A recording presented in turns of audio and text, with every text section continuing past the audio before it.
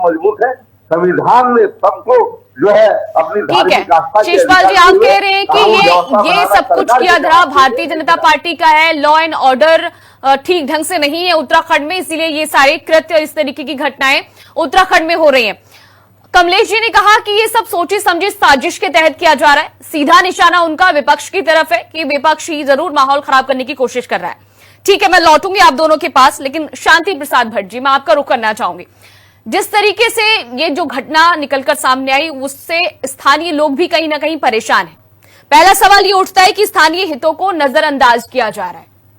देखिए, जो विजुअल्स निकलकर वहां से आए, जो वीडियोस निकलकर वहां से सामने आए, उनमें साफ तौर पर देखा जा सकता है कि उत्पात मचाया गया, निहंग सिखों के द्वारा कार्रवाई भी की पुलिस ने। लेकिन जब कोई इस तरीके की अप्रिय घटना घटित होती है तो पुलिस कार्रवाई जरूर करती है, गिरफ्तार भी किया जाएगा और जरूरत पड़ी तो आपको जेल भी भेजा जाएगा। ऐसे में ये एक तरीके से तानाशाही रवैया वहां पर दिखाने वाली बात हो जाती है। निहंग सिख कहते हैं कि हमें चमोली पुलिस से जांच नहीं करानी है, हरिद्वार पुलिस से करानी है। हरिद्वार पुलिस के पास ये मामला चला जाता है, अब हरिद्वार पुलिस इसकी पूरी जांच पड़ताल कर रही है। लेकिन ऐसे में सबसे बड़े जो दो सवाल हैं वो यही खड़े होते हैं कि स्थानीय हितों को नजरअंदाज किया जा रहा है। दूसरा सवाल ये कि जो उत्तराखंड की पुलिस है उनके मनोबल को गिराने की बात है। ये चमोली पुलिस ने कार्रवाई की ना, उत्पात उन्होंने जरूर मचाया होगा, जो भी वजह रही होंगी, जो भी विवाद पनपा होगा, किसी एक वजह से नहीं पनपता है विवाद, ताली दोनों हाथों से बजती है, लेकिन कार्रवाई होनी भी जरूरी थी। अब कहीं ना कहीं यहां पे चारों तरफ से पुलिस पिसती हुई नजर आ रही है, कैसे देख रहे हैं आप?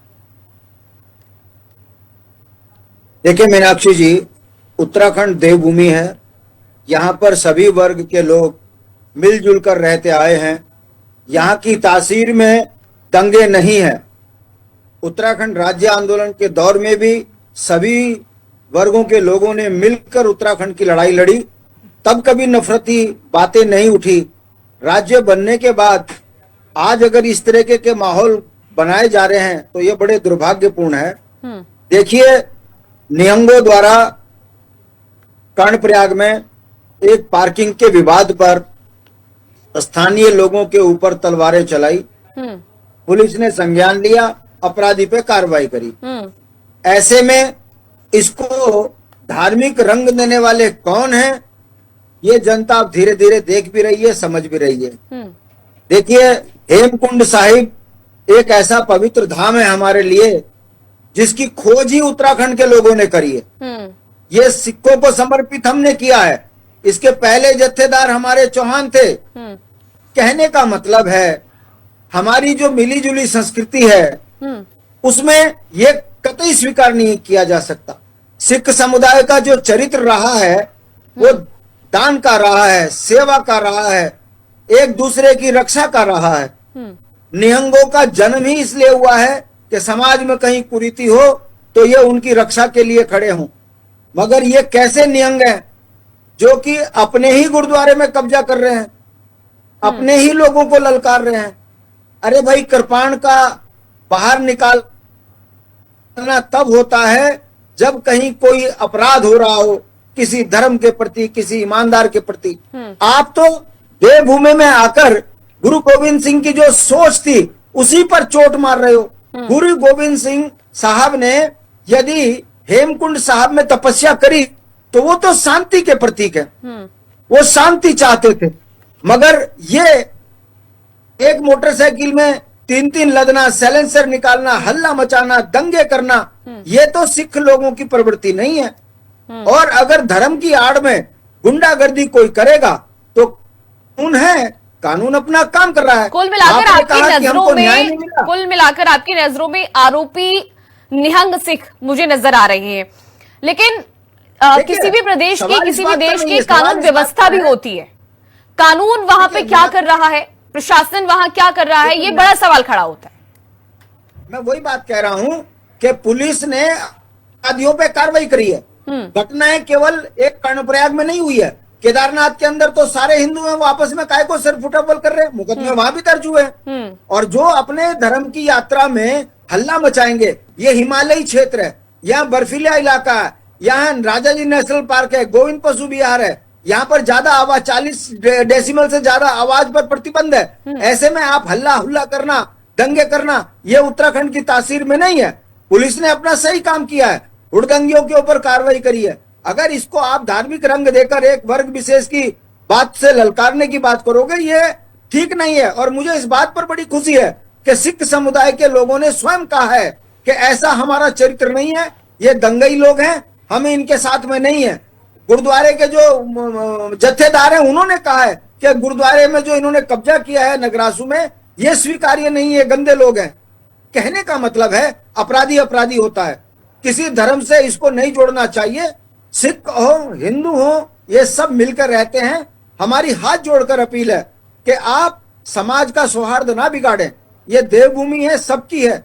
यहाँ पर अपने गुरुओं के प्रति आस्था रखें।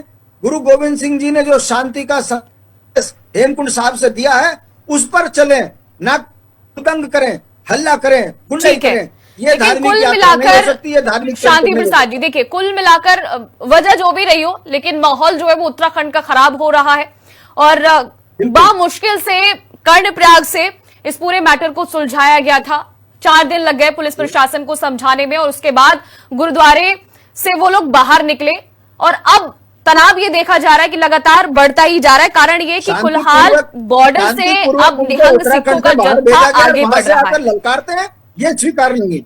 बिल्कुल ठीक है, मैं लौटूंगी आपके पास। शांतिपूर्वक तरीके से उनको हमने उत्तराखंड से बाहर भेजा और वो अब हमको ललकार रहे हैं, ये स्वीकार्य नहीं है। कानून है, अपना काम करेगा। आइए देवभूमि में यात्रा कीजिए, मगर गुंडाई बर्दाश्त नहीं होगी। ठीक है, मैं लौटूंगी आपके पास।